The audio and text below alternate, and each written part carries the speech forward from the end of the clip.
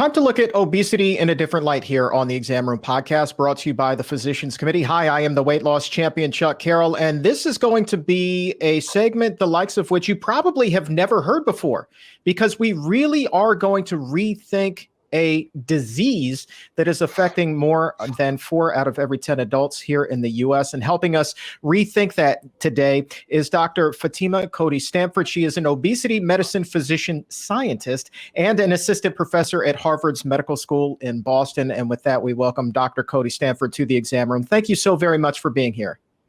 Thanks so much for having me. Let's start with this concept of obesity being a disease. We hear the word disease, we think about things like heart disease, we think about cancer or Alzheimer's. Certainly, we don't think about obesity being a disease. Where did this concept come from? Well, actually, we've known that obesity was a disease for, I would say, in the order of about 70 plus years. The issue is that most people didn't realize that. We think it's an issue with willpower. You know, that if you just eat less and exercise more, then you can conquer, quote unquote, this obesity issue. But what most people don't know is that there's actual pathophysiology. And by that, there are actually things that are going on in our body. But let's focus in on the organ that's most important with regards to regulating our weight, and that is our brain. So if we were to take my brain and really slice it straight down the middle, we would get to a part of the brain called the hypothalamus. The hypothalamus controls what we eat, how much we store. And there are 2 primary pathways down which we can travel in the brain. There's the POMC, or the pro-opiomelanocortin pathway, and in the hypothalamus. That pathway is what we call the anorexigenic pathway. For people that travel well down that pathway, they eat less and they store less. But for patients that have obesity, often they travel down an alternate pathway, which is called the agouti-related peptide pathway, which is the orexigenic. And orexigenic is the opposite of anorexigenic, which means they eat more and store more. So that signaling is part of the disease process that is obesity. When we look at fat, we think it's just something that looks unsightly, and that's actually not true. Adipose, or fat, is actually an organ that's actually metabolically active within the body. The browner one's fat tissue is, the more you burn at rest. If you have fat that looks more white in nature, you burn less. So you can tell that there's a lot of different things that are going on in the body that regulate one's weight, several organs that are involved. And that's why obesity is a disease. And is the diet that we eat, we hear a lot on this show about the standard American diet, which is so high in fat, so high in calories, so high in trips through the drive-through. Is that a disease that is brought about by eating that type of food, or are certain people just genetically predisposed to being or having obesity, I should say? Yes, look at you, Chuck. I'm so proud of you. You didn't say obese person. I was going to get on you. So there's, we were going to spend the whole rest of the interview doing that, but glad you didn't go there because we want to get our time in. So there are multiple factors. We know of at least 100 different things that contribute to a person having obesity. Genetics is does play an important role. We know that the heritability of obesity is on the order of 50 to 85%. Meaning if you have parents that have obesity, the likelihood that you yourself will have obesity is somewhere between 50 to 85% likelihood of having the disease of obesity. But it's not just genetics. Environment does play a role. So our diet can have major contributions to one having excess weight, but not everyone that eats like that has obesity, right? We have people that eat like that are extremely lean. So something about how their body regulates that highly processed food, which is, I think, what you were trying to capture, is extremely important. Development plays a large role. We know there's different times, for example, in women's life where significant hormonal changes when they first get into their menstrual cycle, if they decide to have children or get pregnant at the time of menopause, that can drive fat in a different way. And that varies by race and ethnicity. It varies by gender, obviously. There's so many different factors. We know that the bacteria in the gut of those that have obesity is completely different from those that are lean.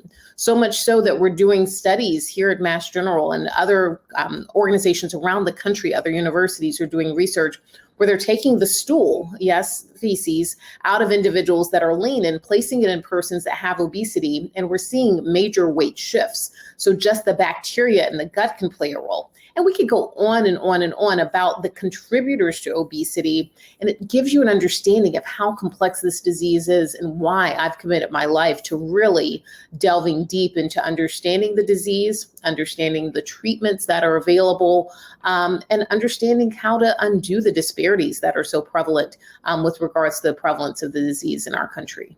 It is refreshing to hear a doctor talk about the complexities of it. I remember when I was still struggling, having a physician really kind of make it a very just a black and white issue. Like it was so clear cut. It was like, well, you stop eating so much, you'll lose weight, you'll be healthier. The problem was I didn't feel like I could stop eating so much. I was literally hooked on this, and it wasn't as clear cut as that. So I really am glad that you understand that, and a number of your colleagues have. But I also know that you've done a study on, by and large, how many doctors and nurses and even other medical professionals around the world have spent time actually learning about obesity and nutrition. What did you find in this study in your research? I found, so actually the study was looking at medical students, resident physicians, which is residency, which you complete after medical school, and then fellowship physicians, which is after residency. And like you said, it was around the entire world. So I left no stone unturned. And what I found was that nobody learns anything about obesity as a disease, which means that even though it's the most prevalent chronic disease, not only in the US, but around the world, no one knows how to treat it. I did a subsequent follow-up study that I just published about 3 or 4 weeks ago, where I focused in on what's happening with those people that go on to get board certified in different specialties here in the United States. And so there's 24 specialties that are recognized by the American Board of Medical Specialties. We looked through the content of 23 of those. The 24th didn't provide their content. But what we found was that even on the medical board examinations, obesity is not well covered. I can tell you that as a doctor, that if it's not on the test, we don't think it's important. So it's not on the test, which means we're not learning about it, which means that if you as a patient often are going in to see your doctor and wondering why they don't know much about the disease, it's because they didn't learn. And it's not necessarily their fault, but we have to do something better. We now have over 5,000 physicians in the country that are board certified in obesity medicine, but that is no measure for the over 100 million adults that actually have the disease and the tens of millions of children that have this disease. 5,000 physicians won't cut it. We need everyone to understand the complexity of the disease, especially anyone that's on the treatment side, doctors, nurses, physician's assistants, nurse practitioners, and the list goes on, or we're going to continue to fail our patients. And I remember having another conversation with a doctor, and this was my bariatric surgeon after I had lost a considerable amount of weight. And he was like, well, you've reached your goal weight. Now you should eat a hamburger. Now, at that time, and to this day, I still feel that that was perhaps the worst advice that I was ever given in my entire life. How important is it that when people actually do take the steps to lose weight, whether it's what they would consider a short-term diet or a long-term lifestyle change, that once they take those types of high-fat foods, those highly processed foods out of their diet, how important is it that they stay out of the diet? So the key thing is that when we're approaching anything as it relates to weight regulation, whatever strategies we're taking, we have to recognize that it is a lifelong change. So I don't put my patients on anything that's going to be short term. I want them to have a long-term sustained commitment. Now, it's important to note that many of the patients that actually have obesity have made significant strides to change their diet. Their body continues to defend a high set point for weight. So I also want to recognize that, and to anyone that's listening, that it is not your fault. It is our bodies merging with this, what we call obesogenic environment, and maybe other factors that may contribute. So I really want to be very forthright in terms of talking about the need for sustainability, but recognizing that the body has different hormonal regulation that really causes weight to try to come back. as the body seeks to defend its set point for weight. And let's say that somebody sets a goal for short-term weight loss, whether they have a wedding coming up or some other event, and they want to fit into that dress or that suit. But then as soon as that event's over, it's another food free-for-all, and they put that weight back. That's yo-yo dieting. And that Absolutely. is something, I mean, so many people do. How much difficult is it after each yo-yo diet cycle to maintain that weight loss? Does it become harder the more time Absolutely. that we put it back on? Absolutely. So what we call that is weight cycling, or you said yo-yo dieting, but the medical term, if I were writing this in a paper, would be weight cycling. So when you start at whatever weight, you lose weight for an acute event, your body will come back. Your brain is really quite angry the fact that you did whatever caloric restriction or whatever, and it will bring you back to a set point that's higher than when you began. So let's say you weigh 200 pounds, you lost 15 pounds, you went down to 185. Now your body comes back up to a set point of 205. Okay, so let's say you do that again, and then you lose weight. Maybe you get down to 180 this time. Now your body comes up to 210. Because the brain gets very, very angry when we try to deviate from what it considers normal.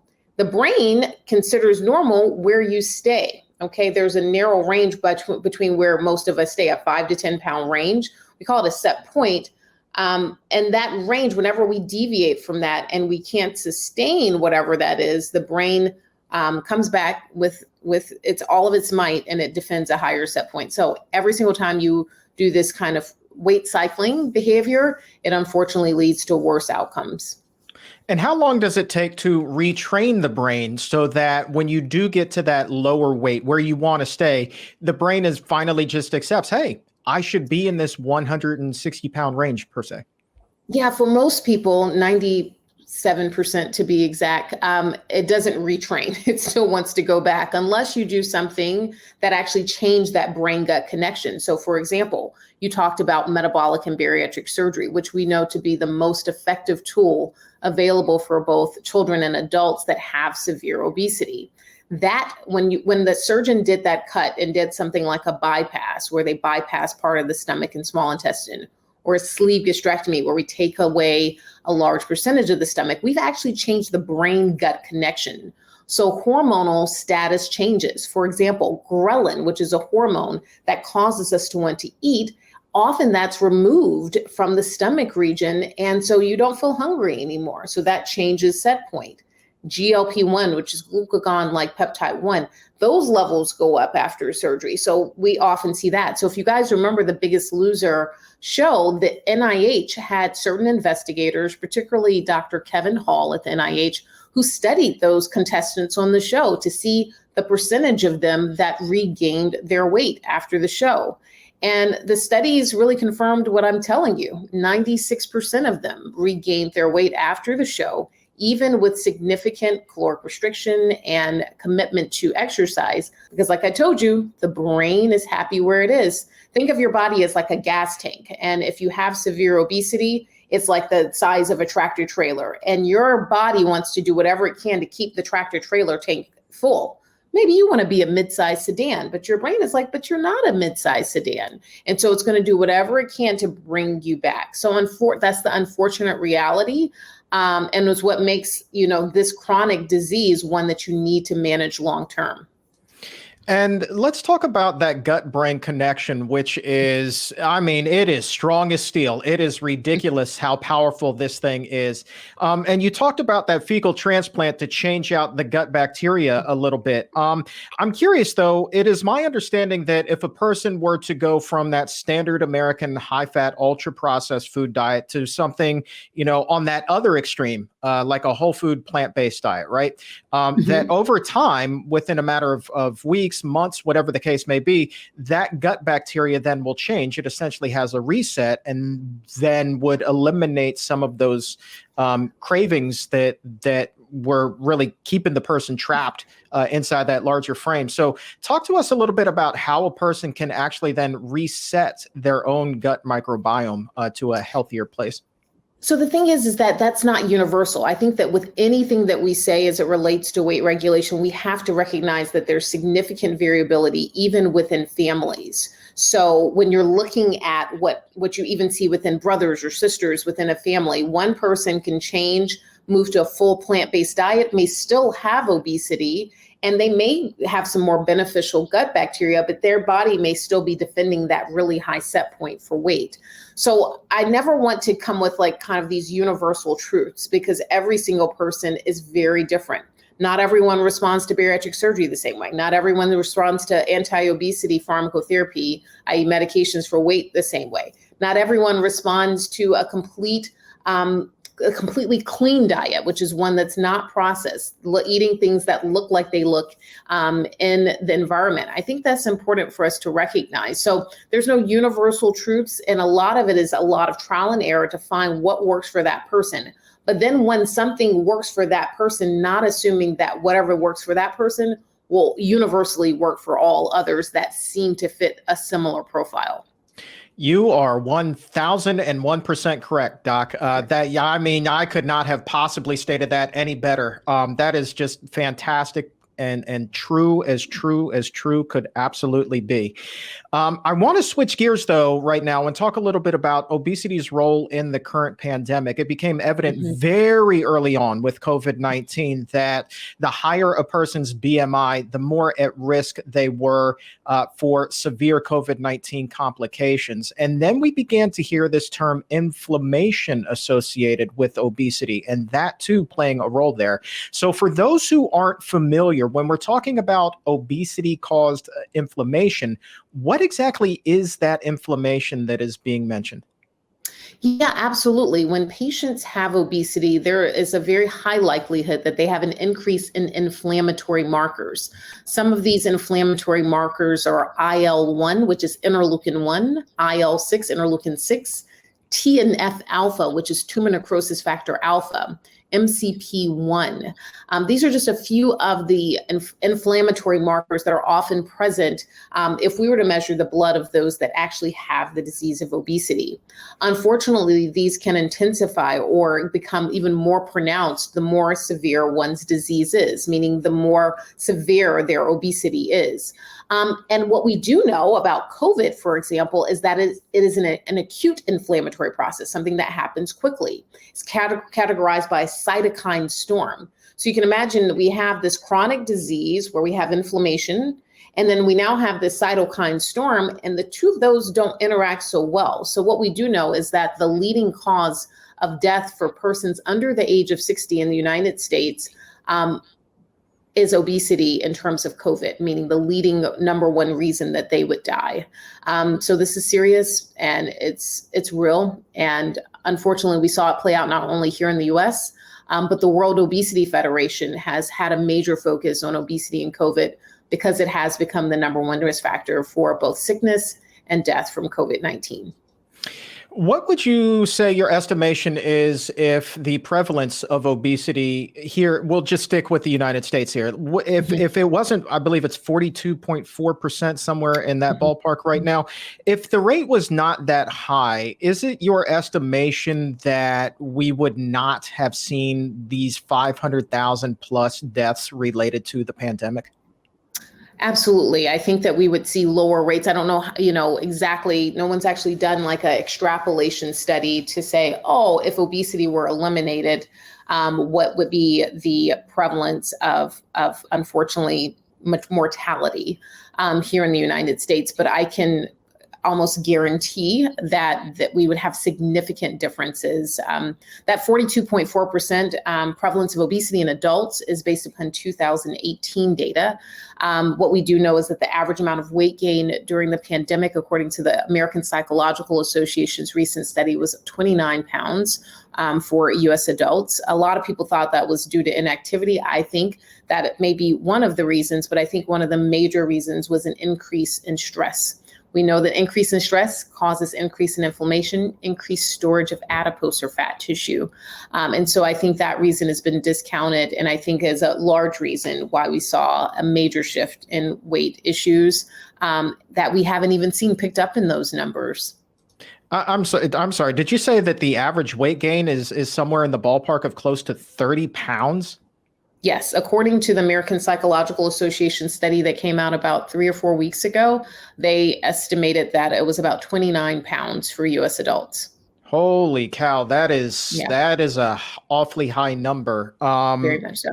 Oh my gosh. And so you're talking about the role that stress plays here. And I think that that is enormous. And when a person is stressed, I think it's kind of a 1-2 punch, if you will, because when a person is stressed, oftentimes they'll reach for those comfort foods, which are often high in calories, high in fat. Again, that ultra processed food that you're talking about. So you put those two together, and then you sprinkle in that sedentary lifestyle that comes with being largely quarantined for the past 12 months. That to me is that recipe. I think just in my lay perception, that's the easy way to get up to that 30 pounds you were just mentioning. Absolutely. Absolutely. So it's a complex issue, but the stress plays a large role. And one thing about this pandemic is that we don't necessarily have an end date, right? Like we can't say on May 12th, the pandemic ends. We just don't have and so that idea of uncertainty in our lives has just created stress amongst all communities. It's been most pronounced in racial and ethnic minority communities, but still something for us to note. Sticking with stress here, I think I saw somewhere, maybe it was with the World Health Organization, said something to the effect of global obesity rates have tripled since 1975. And I also think about how different the average person's lifestyle is and how much more stress there is today versus in 1975. And then we look at that just skyrocketing rate of obesity. Do you think that there is, in fact, a correlation between the two there, and it's not just the evolution of diet? Absolutely. I don't think it's just the evolution of diet. I think that we, unfortunately, because of our limited understanding of obesity as a disease, we chalk it up to just issues with diet. I don't think it's just, the stress either. I think it's the fact that we are a global economy now, which means that we interact with our colleagues in New Zealand or Australia or Europe at times when we really should be asleep. We know that one of the major issues or contributors to weight dysregulation is in poor sleep and circadian rhythm disturbances, which occur when persons are up in the middle of the night interacting with colleagues, across the pond. I call that the Atlantic Ocean, the pond. And that has caused significant shifts in weight. So we are applauded for being able to communicate with our colleagues and work across, across countries, but that in of itself has disrupted how the brain regulates weight. So there's so many factors. I don't want to, make sure that, doctors are part of the cause. We know that about 20% of obesity rates in this country are probably secondary to medications that are being prescribed that cause weight gain. So it's a myriad of factors. And do you think that when we finally reach that post-pandemic stage, do you think that obesity awareness will continue to be what it is today, or is that something that will kind of fall by the wayside once again? I think that patients and people that aren't like myself that actually care for this patient population have really, there's a subset of the population that has gotten the message. Wait a minute, obesity is an issue. I can tell you that our weight list to be seen here at Mass General has tripled since the pandemic. When I ask people why now are they seeking care, often they do say, I heard something about obesity and COVID. They saw people unfortunately die. And they have realized that, wait a minute, this is a disease. Vaccine distribution, obesity was a major issue in terms of you being able to move forward in the vaccine line sooner. So I think that people are beginning to get the issue of the disease of obesity really kind of in their heads. And I'm hoping that this momentum will continue post the COVID-19 pandemic. A couple of other things that I want to touch on before we wrap things up here is I want to go back to the, again, what we said at the top, obesity being a disease.